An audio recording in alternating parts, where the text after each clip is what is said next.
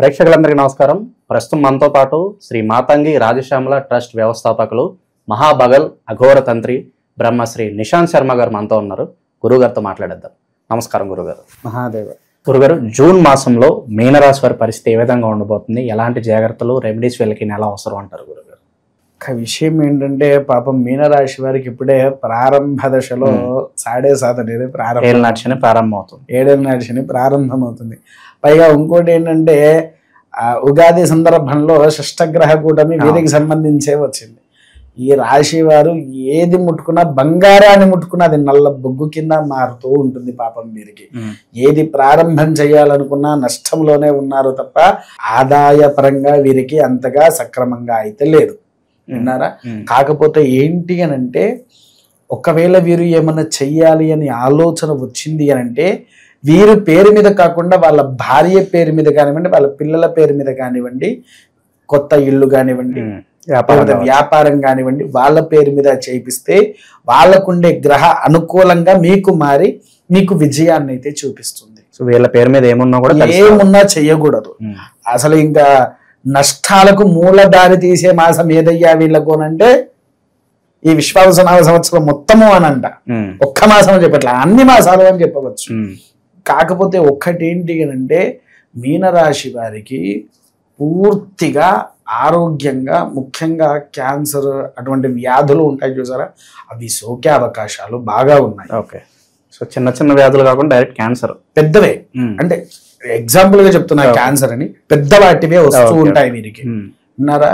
ఇది అన్నట్టుగాను కూడా కాకుండా ఇంకా చాలా రకాలుగా ఉన్నాయి వీళ్ళకు వ్యాధులు.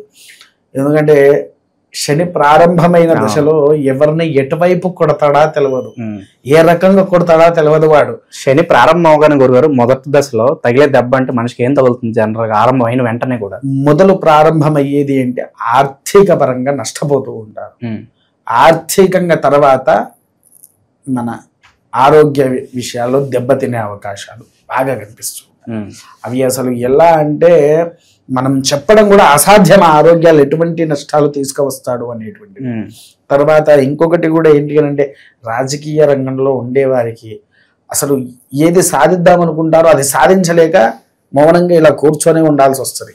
పోలీసు శాఖ కానీ అవి కూడా పోయే అవకాశాలు ఉంటాయి. ఎందుకంటే మౌనంగా ఉంటే ఏం చేస్తాడు పాపం, ఏం చెయ్యలేడు. మన పోలీసు కానివ్వండి, సైనిక శాఖ కానివ్వండి, వీరికి ఏంటి అని అంటే అంతగా అనుకూలంగా అయితే లేదు.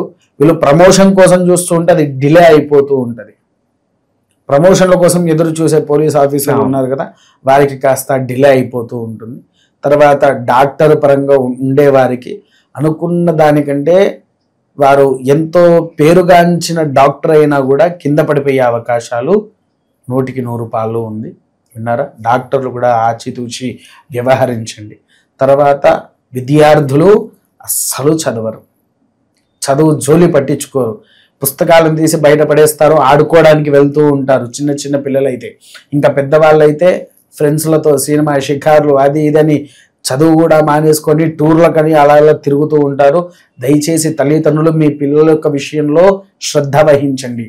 ఈ పిల్లలకు కూడా మరకత గణపతి కానివ్వండి, పగడ గణపతి కానీ వేస్తే చదువు పరంగా వారికి కాస్త ఉన్నత విద్య రావడానికి అవకాశం ఉంటుంది.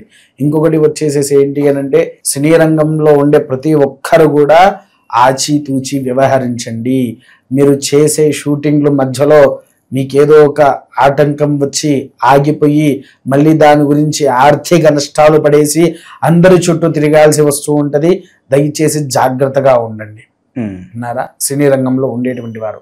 తర్వాత ఇంకో విషయానికి వచ్చేస్తే, రియల్ ఎస్టేట్ ప్రకారంగా విన్నారా, సంతానపరంగా వివాహపరంగా ఎదురు చూసే వాళ్ళకు కూడా అనుకూలంగా లేనే లేదు. ఎంత సమయం పట్టొచ్చు అంటారు గురుగారు? శుభకార్యాలు వీళ్ళకి కొంచెం జరగాలంటే అనుకూలంగా ఉండాలంటే చాలా సమయం పడుతుందండి. ఎందుకంటే ఇప్పుడే సాడే ప్రారంభ దశలో ఉన్నారు. వారికి ఖచ్చితంగా సంవత్సరంన్నర దాని ఫలితం చూపిస్తుంది. తర్వాత మళ్ళీ 4 సంవత్సరాలు బాగానే ఉంటారు. ఎంత సంపాదించాలో ఈ 4 సంవత్సరాలు అంత సంపాదిస్తారు. మళ్ళీ ఇదంతా ఆఖరి సంవత్సరంలో ఎంతైతే సంపాదించాలో అదంతా ఒక్కొక్క కుప్ప రాలిపోతూ ఉంటుంది. ఆ మిగిలిన సంవత్సరంలో అదొక్కటి చూసుకుంటే సరిపోతుంది. కాకపోతే వీరు చెయ్యవలసినటువంటి ముఖ్యమైన విషయం ఏంటి అని అంటే, ఎక్కువగా దేవాలయ దర్శనాలు, అన్ని దేవాలయ దర్శనాలు చేసుకోవడం చాలా ఉత్తమమైనటువంటి మార్గము. పెట్టుబడి జోలికి అయితే అసలు పోకూడదు కదా గురుగారు ఈ టైంలో అయితే? పోవద్దు. ఓకే, ఇక నిరుద్యోగుల పరిస్థితి ఏంటి? వీళ్ళకి కూడా టైం పడుతుంది అంటారు? చాలా టైం పడుతుందండి. నిరుద్యోగులకు అసలు వారు అనుకున్నది కాదు కదా, వారు ఏదైతే ట్రై చేస్తారో అక్కడ వారు పోయిన దాని విఫలం పొందే ఇంటికి వస్తారు. ఓకే, మరి చాలా వరకు చెడు ఫలితాలు ఉన్నాయి. ఏం చేసినా కూడా ముందుకు వెళ్ళే పరిస్థితి లేదు కాబట్టి మానసికంగా కృంగిపోతూ ఉంటారు కదా. వీళ్ళ మనస్తత్వం ఎలా ఉంచుకోవాలి ఈ పీరియడ్ ఆఫ్ టైంలో వీళ్ళకంతా కూడా? పీరియడ్ ఆఫ్ టైం అంటే వాళ్ళు మనసు ఎక్కువ దృఢంగా పెట్టుకుంటే చాలా మంచి రోజులు వస్తాయి, ఏం పర్లేదు అని అంటూ పక్కన ఎవరైనా మోటివేషన్ చేసేవాడు ఉండాలి. ఆ మోటివేషన్ ద్వారా వీళ్ళ మైండ్ అనేది సెట్ అవుతూ ఉంటుంది. తర్వాత వీళ్ళు చేయవలసింది ఇంకోటి ఏంటంటే, ఏదైనా స్వచ్ఛమైనటువంటి వృక్ష ప్రదేశాలలో, అంటే రావి చెట్టు కానివ్వండి, మర్రి చెట్టు కానివ్వండి, ఆ ప్రదేశాలలో కూర్చొని ధ్యానం కనుక చేసుకుంటే, ధ్యానం వలన వీరి మైండ్ అనేది సెట్ అయ్యి నా లైఫ్ నేను బాగా ఉండగలుగుతా, నేను చూసుకోగలుగుతా అనే ఆలోచన వారికి గనక వస్తే మంచి ఫలితాలు వారికి కనిపిస్తూ ఉంటాయి. లేనిపోని ఆశ చూపించడం కావచ్చు, నమ్మక ద్రోహం, ఏదో చేస్తే ఏదో వచ్చేస్తుంది అని ప్రలోభ పెట్టే వాళ్ళు ఈ దశలో ఎక్కువ మంది ఉంటారు వీరికి. సో వీళ్ళ నుంచి చాలా జాగ్రత్తగా ఉండాలంటారు. జాగ్రత్తగా ఉండాలి, చాలా జాగ్రత్తగా. ఓకే, మరి ఏళ్ళనాటి శని ఇప్పుడిప్పుడే ప్రారంభం అవుతుంది. మరి శనికి సంబంధించి వీళ్ళకి మంచి రెమెడీస్ అని ఉంటే తెలియజేయండి గురుగారు. ముఖ్యంగా ఏంటి అని అంటే, ఇరఫ్పూర్వంలో కూడా మనం ఒక్కసారి చెప్పుకున్నాము అక్షయ తృతీయ అనే వీడియోలో. ఒక మనిషికి దరిద్రం పోవాలంటే ఏం దానం చేయాలి అంటే బంగారం దానం చేయండి. మనం శివుడికి అభిషేకం చేయాలి అనుకున్నా బంగారు నీటితో అభిషేకం చేస్తే దరిద్ర నాశనము అనేది ఉంది. వీళ్ళు ఏంటి అని అంటే సంవత్సరానికి ఒక్కసారి గ్రాము బంగారం కొని అదొక నీళ్ళల్లో వేసేసి 8 సోమవారాలు ఆ బంగారు నీటితో స్వామివారికి అభిషేకం చేయండి. అభిషేకం చేసిన తర్వాత ఆ బంగారాన్ని మీకు నచ్చిన బ్రాహ్మణుడికి ఎవరికైనా తీసుకుపోయి దానం చేసినటువంటి ఎడల మీ దగ్గర ఉండేటువంటి ఆ శని ప్రభావం తగ్గిపోతుంది. శని ప్రభావానికి బంగారానికి లింక్ ఏంటండి అనే ఆలోచన రావచ్చు. శని భార్య ఎవరండి? జ్యేష్ఠాదేవి. అవునా? జ్యేష్ఠాదేవి అనుగ్రహం పొందాలి అనంటే, జ్యేష్ఠాదేవి మన దగ్గరికి రాకుండా ఉండాలి అనంటే లక్ష్మీదేవి అనుగ్రహం కావాలి. అవునా? ఎందుకంటే బంగారంలో లక్ష్మీదేవి జ్యేష్ఠాదేవి ఇద్దరు కొలువై ఉంటారు.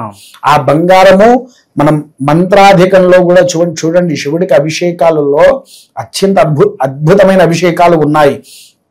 అందులో ఒకటే బంగారముతో అభిషేకం చేసినటువంటి ఎడల నీలో ఉండే సకల దరిద్ర నాశనము జరుగును అనేటువంటిది మన గ్రంథాల్లోనే ఉన్నది. విన్నారా? ఆ అభిషేకానంతరము ఆ బంగారాన్ని ఆ శివాలయంలో ఉండే బ్రాహ్మణుడికైనా లేకపోతే శివుడికైనా దానము చేయడము మీ దరిద్రానికి సంపూర్ణ నివారణ జరుగుతుంది అనేటువంటిది శాస్త్రంలో ఉంది. ఇది ఒక్కటి గనక ఆచరిస్తే సకల భోగ భాగ్యాలను కూడా మనం పొంది ఆ మీనరాశి వారికి వచ్చినటువంటి సాడేసాతి యొక్క ప్రభావాన్ని తగ్గించుకొని సకల సాఫల్యాలతో విరధిల్లుతూ ఉంటారు. సో ఓవరాల్ గా మీనరాశి వాళ్ళందరూ కూడా ఈ జూన్ నెలలో ఎలాంటి పరిస్థితులు ఉండిపోతుంది, ఎలాంటి జాగ్రత్తలు తీసుకోవాలి, మీ మాటలో చాలా బాగా వివరించారు గురుగారు. ధన్యవాదాలు. మహాదేవ.